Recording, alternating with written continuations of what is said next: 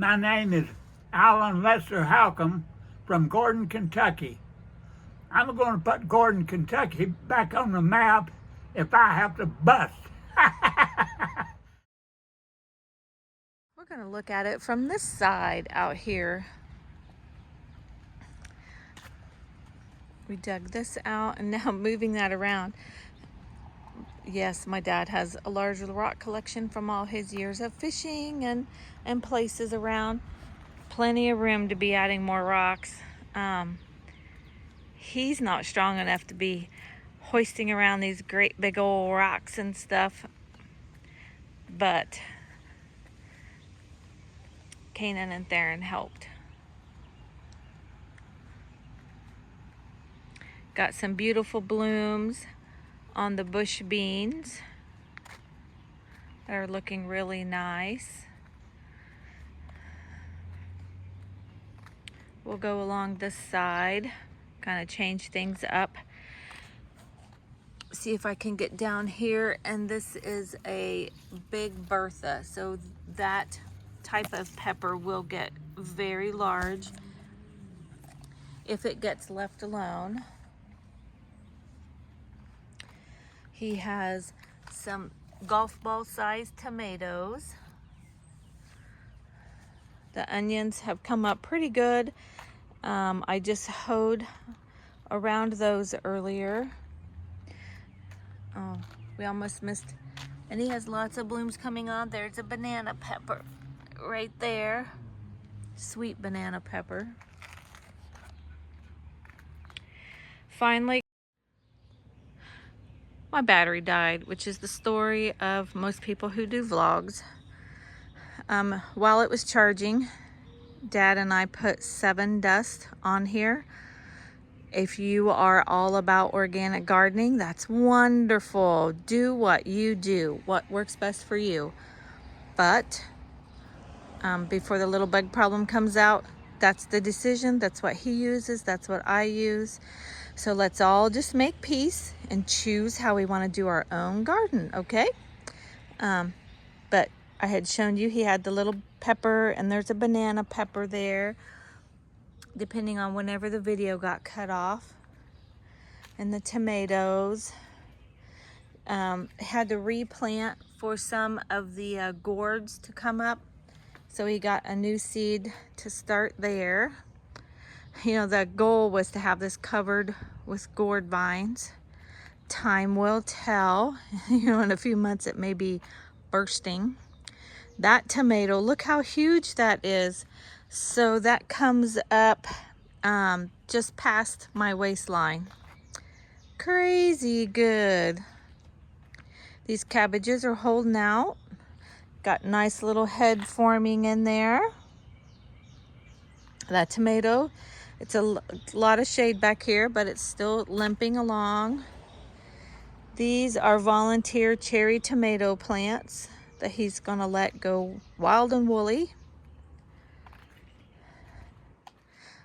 He moved a pepper plant there on the end. It's just all looking nice and refreshed. He had a volunteer giant marigold he moved there. And then the Gerber daisies are starting to put some buds back out. So he'll get a little bit more enjoyment out of those, yellow and orange. This celebrity, there's just walnut-sized tomatoes in there. Let's deadhead these. There we go. But looking good, looking real good. These peppers are kind of slow out here. This one, not well, but decided to leave it. This is that bush type tomato. And right there, look at that. It's almost baseball sized tomato in there. It's a real tight plant. Have to see if it keeps away from squirrels and stuff. These lettuces have filled in nice. He's done another little section to be coming in. a bug has just gone crazy on that. I thought maybe it was snails, but it really looks like it was little aphid type bugs. So hopefully we put a dent in those. Everything has always struggled to grow back here. Those were looking really good for a while. Now they've got a lot of bug bites on them, and they're just truly struggling. So this may just be, you know, rock garden and old mulch. The pawpaw tree has some bites on it, so I helped zap some bug problems. And I have a feeling that he's had some varmint problems with the baby pawpaws, because I haven't seen any. 2 red cherry tomatoes. I mean, look at that poor little plant, but boy, he produced.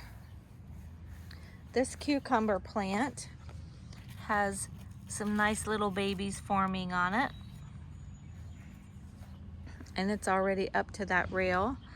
That flower basket from the band sale is huge and bushy. These tomatoes in here are baseball sized. He's got fall beans started. He would like them to grow up and along there. The cucumber plant has about 5 right now that can get popped off to eat. Still blooming and doing okay. It looks a little dry, but it's hanging in there. And this bush Goliath, look how light colored. They're like almost a white. Very, very colorful. So that's the garden update.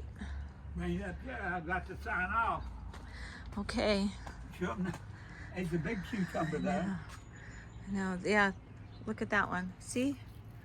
It's eating size. Yep, that's the perfect size to snack and eat them. Definitely something good to look into. Oh, my name is Alan Lester Halcomb from Gordon, Kentucky. I'm going to put Gordon, Kentucky back on the map if I have to bust. So, my 2 daughters have really helped me this spring, with all my garden stuff. And they help keep it cleaned and the weeds out. And they're the ones that get all the credit for the garden. And so, but I do want you to know that I really enjoy life. I'm 88 years old, and I hope to see a few more good years. And but that's all for this time. Bye.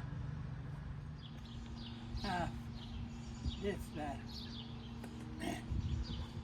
marigold has growing. I feed it that tomato plant food. Yep. And those flies. Yep. And everything got some of that special dirt mix. Everything we put in the ground.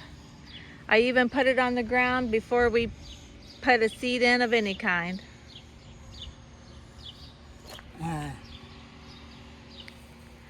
This is my favorite tomato.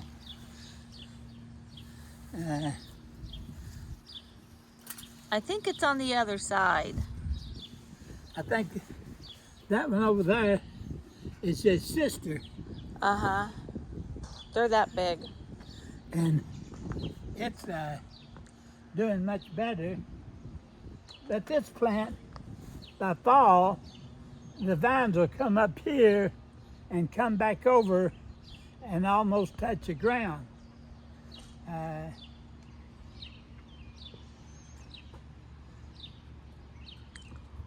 With the cage, you can see these limbs are laying on this water. That helps stabilize the plant, and it'll grow right up. And all you have to do is keep those limbs up over a wire, and it just grow right up to it.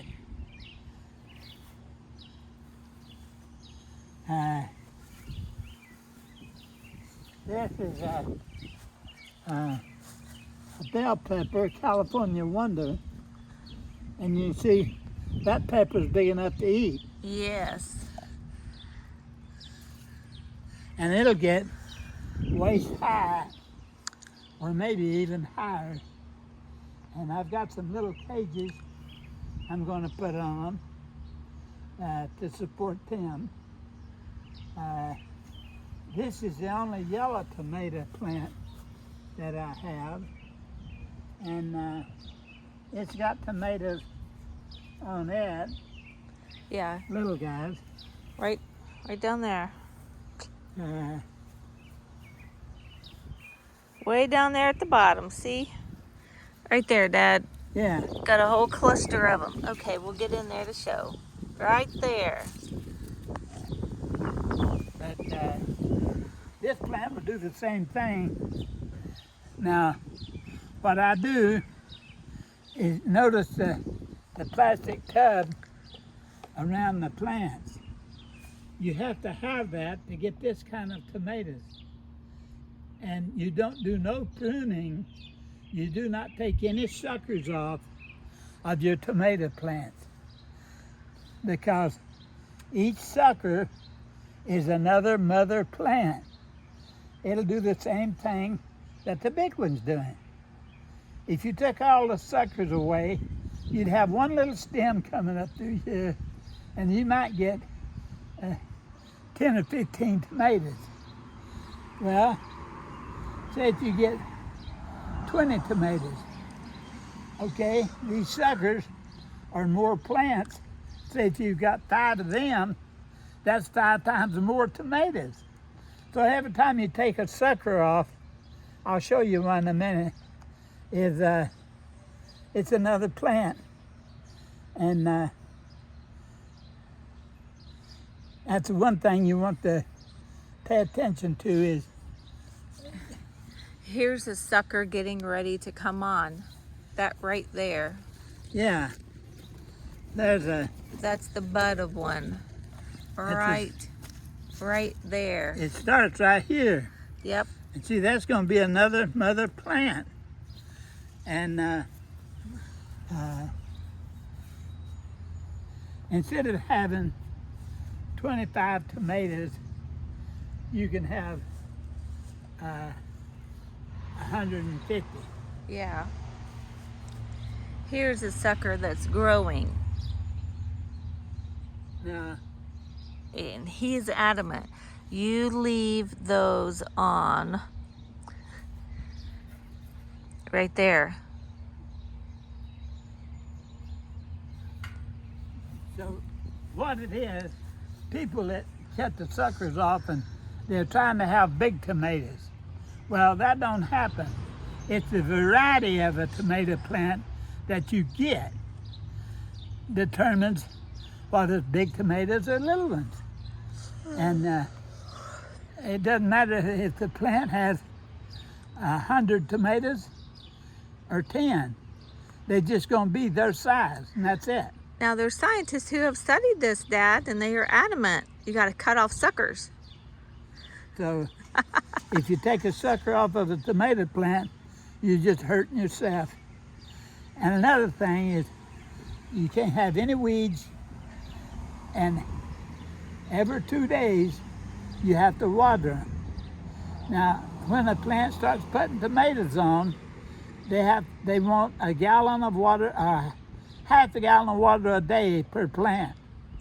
You have to give it to them if you want to really grow tomatoes.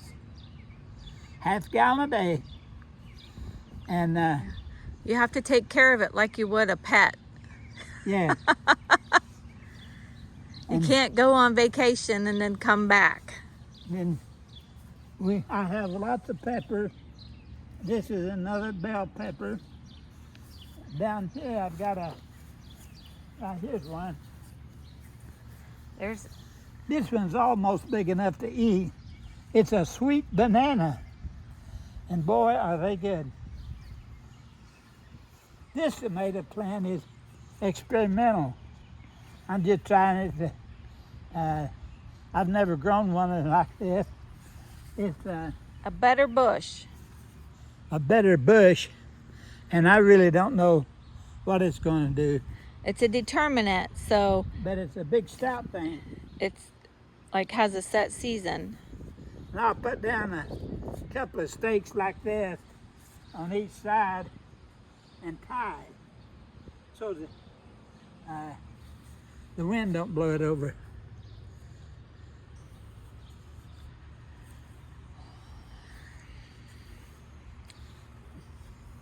And these are my flowers. Look how pretty. I don't know what they are. Petunias. And these are snapdragons. That's Teresa's favorite flowers, snapdragons. This is lettuce. I've got two different kinds.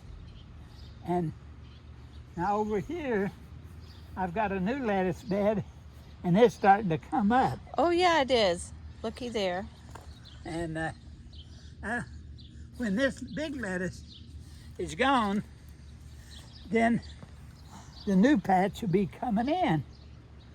And you can have, just plant a little, and it doesn't take much to do, one or two people. And you can have lettuce right up till Thanksgiving almost. Yeah. We just did this nice and thick because it looks real pretty growing. Fills in nice. Cheap seed.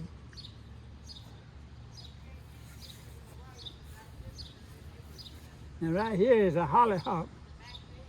They won't make much this year, but they'll make some roots and get started. And they come up every year by themselves. And next year, they'll do real good. This is a snowball flower. Right here, 90 degrees, I have snowballs in the front yard. So,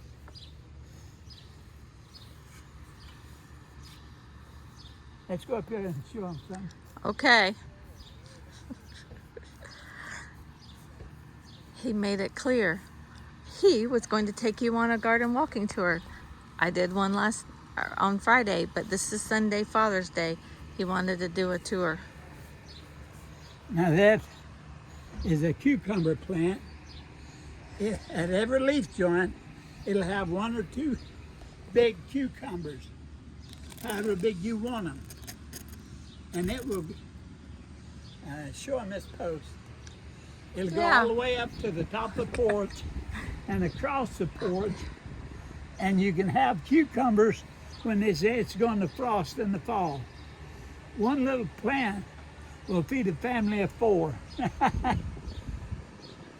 Now this tomato plant, I paid $15 for it, but it had little tomatoes on it when I set the thing out, and it's doing quite well. And then these beans, I've got 2 hills of beans, one on each side, and they'll go up to the tomato cage and just have fall beans hanging everywhere. So you can have just a little bit of dirt and grow all kinds of veggies. You don't have to run to the store and buy it when all you have to do is pick it. Yeah, we've done very well with lettuce, carrots, radishes. We've had this thing full at the same time. You just got to keep watering it and then amend the soil every early spring. Now this is for people that like green onions. I can have green onions right up till Thanksgiving. You see these here? Now right here at my finger is an onion head. I put it down in there, watered it, but you leave the top sticking out, and it'll put out 4 or 5 real nice green onions. And when these get up pretty close to big enough to eat, I'll put me down 1 or 2 more of them, and I can have green onions all summer long. And you don't have to buy them little old bitty onion sets. When you stick a whole head down in the ground and make your green onions. This is fall beans, Kentucky striped cornfield bean. They'll go up this post and all over up there. I'll tie them up so they'll stay up there and have all kinds of green beans.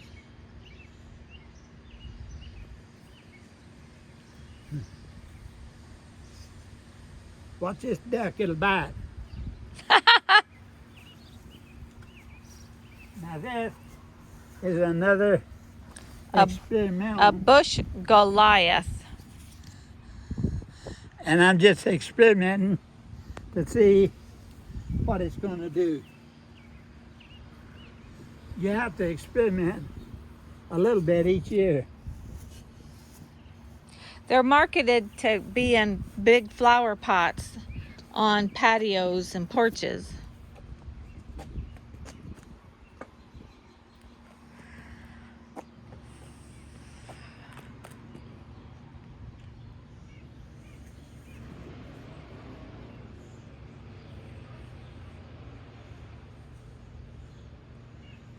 Now this pepper plant, I've got 2 of them,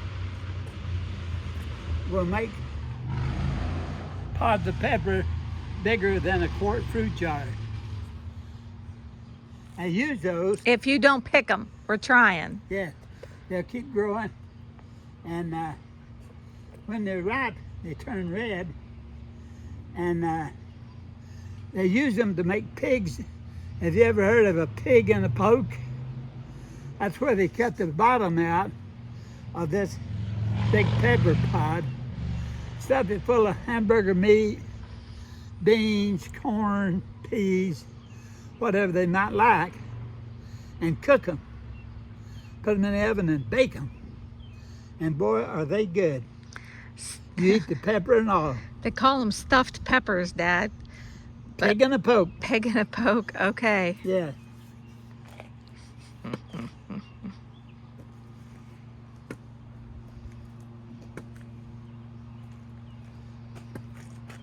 This is a plant. It's a sweet banana pepper. They're ready. They're my size to eat. And when you eat a pepper pod, be sure and eat the seeds. That is where you get all your nutrition from that pepper pod, is the seeds. So don't be afraid to eat them. Just put them in and chew them up. And I've got these tomatoes, you can see they're real close together. Everybody's got a cage. And so we're going to see how they do. But I'll just keep telling you the secret to a garden. I don't care what you're growing, especially tomatoes.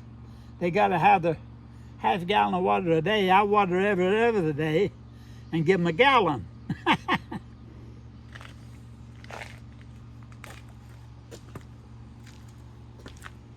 I've got 4 cabbage plants, 2 late fall Dutch, and a few years back I grew one, and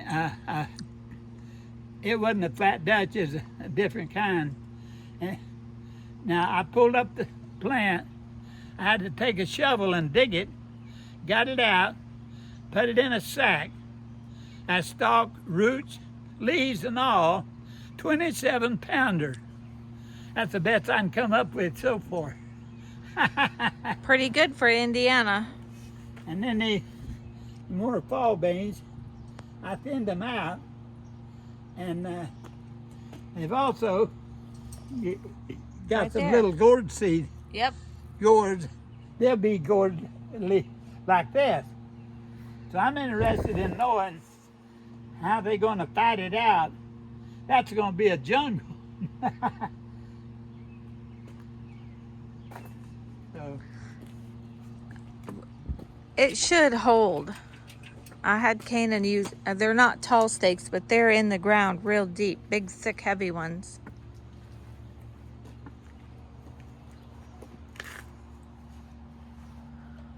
This little cabbage, it'll weigh about 3 pounds when it gets big.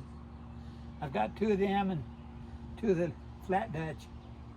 And this over here is hatch runners, white hatch runners. And they'll take this cage, it's wire, and these little plants right here will probably make close to a bushel of beans the time they die. Yeah, it's already reaching up to there, and they weren't near that high on Friday, just 2 days ago. The video clip just a few minutes before this. Let's switch around. Mr. Sunshine there.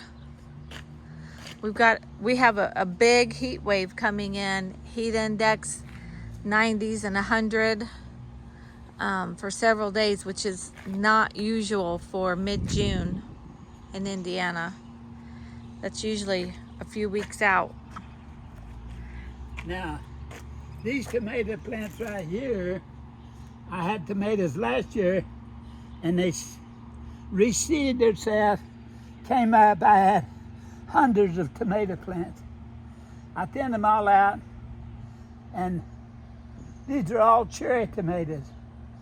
Yellow pear, sweet 100. Now this will be a fall crop. September, there'll be 2 or 3 bushel of cherry tomatoes out here. Yeah, it will be a lot. So, but I just put I mix up a different stuff and put down in these cups to feed them. Now I've got one volunteer here that I'm not giving it any special treatment. I just want to see what it would do all by itself.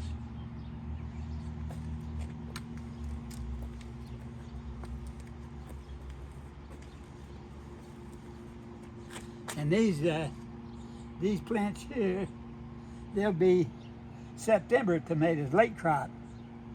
You have to plant some and have a late crop. Then, when they say it's going to frost, you don't run out and grab all your tomatoes. Leave them on the vine, they'll get ripe. Now, when they say it's going to freeze, get them in the house. And you can have ripe tomatoes to eat way up into November. But this is all a late patch. And it has a lot more shade, so it does keep it going slower than the other side of the driveway. So that concludes my garden tour. My name is Alan Lester Halcomb from Gordon, Kentucky.